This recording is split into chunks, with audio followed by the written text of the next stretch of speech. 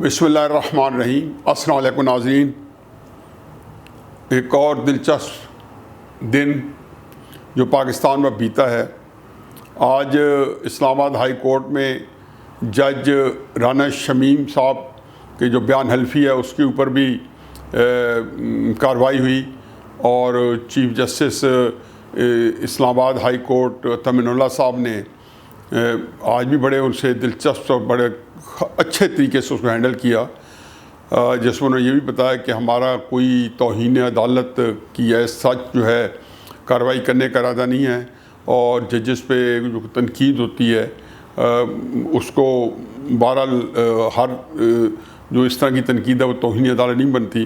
इस केस के बारे में जो जज शमीम साहब का बयान हल्फी है, उनके ख़्याल में देखना यह है कि जी इसने चूँकि अदलिया की साख को नुकसान पहुँचाया है और वो इसी लिहाज से उसका तजिया करेंगे कि क्या ज़रूरत आन पड़ी थी कि राना शमीम साहब ने ये बयान हल्फी दिया। खैर एनीवे, साख को तो क्या नुकसान पहुँचना है, कोई एक राना शमीम की हद तक बात महदूद होती, इस केस के अंदर से कुछ ना कोई निकल आता या किसी से मत लगा दिया जाता। अनफॉर्चुनेटली इसके बाद साकिब निसार साहब की जो आवाज़ वीडियो आई है और उसके बारे में भी अब कुछ भी कहा जाए, शुतुरमुर्ग की तरह रेत के अंदर जो है मुंह छुपाने से तूफ़ान तो नहीं टला करते, जो बहरान है वो मौजूद है। तो तमीनुल्लाह साहब इस केस के लिए 5-6 दिसंबर को मुकर्रर की है और उसमें वो आगे कैसे चलाते हैं, फ़र्द जुर्म आयद होती है नहीं होती, और उसके बाद वो बयान हल्फी को किस तरीके से लिया जाता है, इसके ऊपर मज़ीद अगर जज शमीम साहब ने इसको कॉन्टेस्ट किया तो फिर किस खाते में जाएगा, ये सारा देखने वाला है। खैर एनीवे, सुप्रीम कोर्ट जो है कराची में चीफ जस्टिस साहब की ज़ेरे सरपरस्ती सरबराही बेंच पे बैठा हुआ है। नस्ला टावर की जो डिमोलिशन है जो इन प्रोग्रेस है उससे बात शुरू हुई। अब बात जो है वो हमारी अस्करी और फ़ौजी इदारे और जो अस्करी इदारे हैं उन तक जा पहुंची है। अच्छा, अस्करी इदारों में इदारे नेवी की भी हैं, एयरफोर्स की भी हैं और फ़ौज की भी हैं, और फ़ौज के अंदर फिर आगे बेशुमार आगे उनकी झैली जो है सोसाइटीज़ हैं, एयरफोर्स की भी है, नेवी की भी, जिसके अंदर AWT के भी है। कमर्शियल काम बहुत ज़्यादा है। फ़ौज ने तो अब आपको पता है कि लाहौर के अंदर भी, लाहौर के जो सबसे बड़े शादी घर हैं 20-25 वो फ़ौज चला रही है और हर तरीके से उनके पहले भी इनके निज़ाम एक अरसे से इसके बारे में दो राय थी। वो ज़मीनों से शुरू हुआ कारोबार और फिर मिलें, फैक्ट्रियाँ, फ़ौजी फाउंडेशंस के तहत शुगर मिलें भी, सीमेंट्स मिल भी, यूरिया प्लांट्स भी, जूते बनाने की फैक्ट्री भी, हर तरह की चीज़ें थी जो फ़ौजियों के कुछ पुरानी चल रही थी अपने लिए। अब वो आर्मी वेलफेयर ट्रस्ट के तहत कमर्शियल बिल्डिंग बनना शुरू हो गई और उनको किराए पे चढ़ाया जाना शुरू कर दिया। सरकार चौधरी साहब के वक्त में जो मैक्रो स्टोर था उस वक्त अभी शायद मेट्रो नहीं बना था, जो बाद में मेट्रो बन गया, तो वो उन्होंने गैर कानूनी एक ज़मीन पे तामीर किया था आर्मी वेलफेयर ट्रस्ट वालों ने। उसकी उन्होंने हुक्म दिया कि इसको डिमोलिश किया जाए 28 दिन के अंदर, जैसे आजकल गुरदास साहब दे रहे हैं। तो वहाँ से फिर मेरा ख्याल में उनको जो आर्मी के सीनियर्स हैं उनकी तरफ से कुछ गुजारिश की गई, लिखी गई, तो इफ्तिखार चौधरी साहब को उस पर उन्होंने उसको एक तरफ डाल दिया। अब गुलजार साहब ने कई दफ़ा पहले भी इसके ऊपर लिया जो साल डेट जब बने चीफ जस्टिस, तो कोई ना कोई कार्रवाई करने की कोशिश की है अमलन, लेकिन हुआ ये है कि उस वक्त ये अधूरी छोड़ दी गई। अब उनके 2 महीने रह गए हैं, दिसंबर का और जनवरी का। देखते हैं कि 2 महीने में वो कितनी एक जो फ़ौजियों की तामीरात हैं जो गैर कानूनी उसको गिरा सकते हैं। रिमार्क्स उन्होंने बड़े अच्छे दिए हैं और ये ऐसा लगता है लोगों के दिल की आवाज़ है। टीवी जितने हैं कमर्शियल चैनल्स हैं उन्होंने मज़े ले के उनको हेडलाइंस दिया। आजकल इतना ही काफ़ी है, वो कहते हैं ना कि फ्री का चस्का हो या ना हो, लेकिन ये अल्फाज ही बड़े जूसी हैं। मेरा जो आज का मौजू है वो तो ये है कि जो चंद दिन पहले आपने देख लिया होगा कि सऊदी अरेबिया के साथ पाकिस्तान ने एक जो सौदा किया है, سودے میں کہوں گا کہ 3 ارب روپے کے عوض وہ ڈاکومنٹ لکھ کے دیا، میں نے پہلے بھی اپنے ویلاگز میں کہی ہیں، جو کوئی ہم بینکس کو نہیں لکھ کے دیے، جو عام پاکستان کے اندر جو پرائیویٹ بزنسز ہیں وہ بھی اس طرح نہیں لکھ کے دیتے. اور اس میں بھی کم از کم پراپرٹی بھی جو ہے ہم اسپیسیفائی کرتے ہیں کہ یہ پراپرٹی مارگیج ہے بینک کے پاس اور یہ نہیں ہے. چنانچہ بینک اسی پراپرٹی کو ہی جو ہے چھیڑتا ہے جو مارگیج ہوتی ہے. سعودی عربیہ نے اس سلسلے میں بالکل اوپن ہینڈڈ سا لکھا ہے. انہوں نے کہا جی کہ یہ جو 3 ارب روپے ہے اس کے اوپر 4% انٹرسٹ، بہت زیادہ انٹرسٹ ہے، اتنا انٹرسٹ کہ پاکستان ہل جائے گا. پھر انہوں نے کہا جی انٹرسٹ کی جو پیمنٹ ہے 3 ارب کے اوپر، وہ اس کے اندر بھی پاکستان نے ڈیفالٹ کیا تو پورے کا پورا 3 ارب کا ڈیفالٹ سمجھا جائے گا.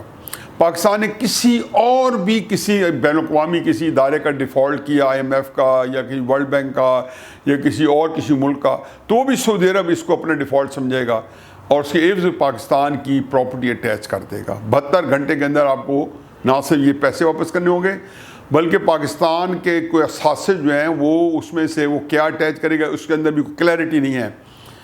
جس کے لیے میں ہمیشہ سے کہتا ہوں کہ یہ تو بات پچھلے 20-22 سال سے ریزونیٹ کر رہی ہے، پاکستان میں گونج رہی ہے کہ الٹیمیٹلی امریکہ کا جو آبجیکٹو ہے پاکستان میں دلچسپی ایک ہی ہے، جب سے افغانستان میں آئے ہیں اس کے بعد کہ پاکستان کو ڈی نیوکلرائز کرنا، پاکستان کو اس کے ایٹمی ہتھیاروں سے محروم کرنا. اب یہ سمجھ نہیں آتی کیسے کریں گے. آیا پاکستان کے خلاف جنگ ہوگی، کوئی خانہ جنگی خدا نہ خواستہ ہوگی، آپس میں ہم لڑ ملیں گے اور اس حالات میں امریکہ آ جائے گا.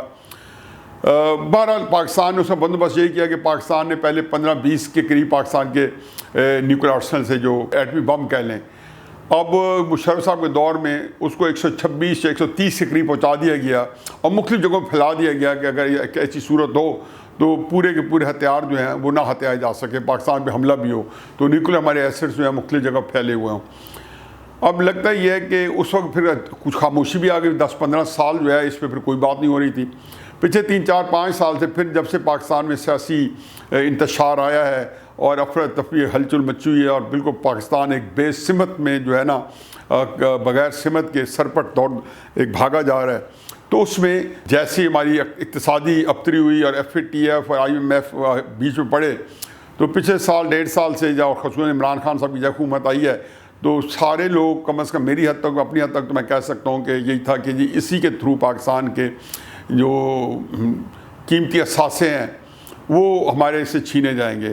اور پھر ہم نے بڑے آرام سے بڑے ایک پاکستان ترقی کی طرف جا رہا تھا، نواز شریف کی حکومت کو جو ہٹایا، وہ تو جو کاروبار کرنا تھا ہماری فوج نے وہ کیا، اس میں کتنا ان کو نفع ہوا، کتنا نقصان ہوا، کتنا بھگت رہے ہیں، کتنا بھگتیں گے. اب مجھے سے کوئی غرض نہیں ہے. مجھے غرض اتنی ہے کہ اس کے بعد چین جو ہے اس کو ہم نے بڑی ہی احمقانہ طریقے سے اس کو پاکستان سے ایسا بے دخل کیا، اس کے 20-22 ارب روپے بھی جہاں لگوائے اور مزید جو اس کے کوئی 100-200-250 ارب کا جو نظام تھا جو انہیں لگانا تھا اگلے آنے والے 8-10-12 سالوں میں، وہ سارے کا سارا صفر ہو کے رہ گیا، زمین بوس ہو گیا.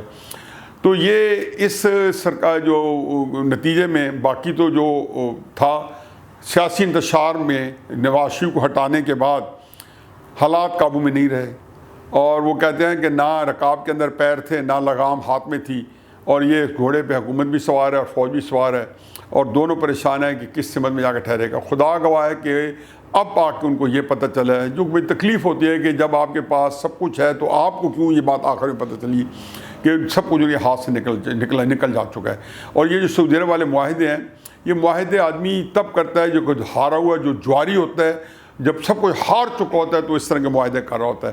تو سعودی عرب کے معاہدے کے اندر جو شرائط ہیں اس نے یہ نہیں ہے کہ پہلی بات تو یہ سمجھ لیں کہ یہ سارا نظام IMF ہے، FATF ہے، سعودی عرب ہے، ابو دھابی ہے، یہ سارا ایک امریکہ کے نظام کے حصے ہیں سارے کے سارے. سعودی عرب نے جو پیسہ دیا ہے تو اس میں امریکہ 100% انہیں کا دے، اور پھر IMF نے کہا ہے کہ پہلے سعودی عرب سے پیسہ لیں شرائط پہ، پھر ہم آپ کا لون اپروو کریں گے، تاکہ ادھر پہلے آپ پھنس جائیں، تاکہ وہ کہا تو نہیں ہے کہ لیکوڈیٹی بہتر کریں، اسٹیٹ بینک کو ہمارے حوالے کریں. آج حالت یہ ہے کہ آپ کے جو سعودی عرب سے جو معاہدہ ہوا ہے اور جو آپ کا IMF سے معاہدہ ہو رہا ہے اور جو آپ نے اسٹیٹ بینک اس کے عوض میں جو ہے IMF کے حوالے کر دیا ہے. یہ پاکستان اپنی اقتصادی جو سوورنٹی ہے وہ کھو چکا ہے. اور اقتصادی سوورنٹی کو مراد ہے کہ اب آپ اپنی ملکی سالمیت جو اس کی خیر منائیں، کیونکہ یہ پہلا سٹیپ ہے، اس کے بعد یہ دوسرا سٹیپ آنے والا ہے. اور اس کے اندر آپ نے سعودی عرب جیسے ملک نے اس طریقے سے گندا غلیظ معاہدہ کیا ہے کہ چاروں طبق روشن ہو گئے ہیں. پاکستان کا جو بندہ تھوڑی سی بھی اقتصادیات جانتا ہے، تھوڑا سا بھی فہم رکھتا ہے، ایک عام گھر کا خرچ چلانے والا بندہ بھی ہے، ایک عام بینکنگ کرنے والا بندہ بھی ہے، وہ بالکل گوش بدندہ ہے، ششدر ہے اور ہکا بکا ہے کہ یہ ہمارے ساتھ کیا ہو گیا ہے. لیکن یہ ہوا اس لیے ہے کہ یہ وہ شوق تھا جو ہماری افواج پاکستان نے عسکری قیادت، افواج پاکستان کہنا غلط ہے، بہت زیادتی ہے، ہماری عسکری قیادت، کیونکہ یہ چند لوگ ہوتے ہیں جو فیصلے کرتے ہیں، پوری قوم اور نسلیں بھگتتی ہیں.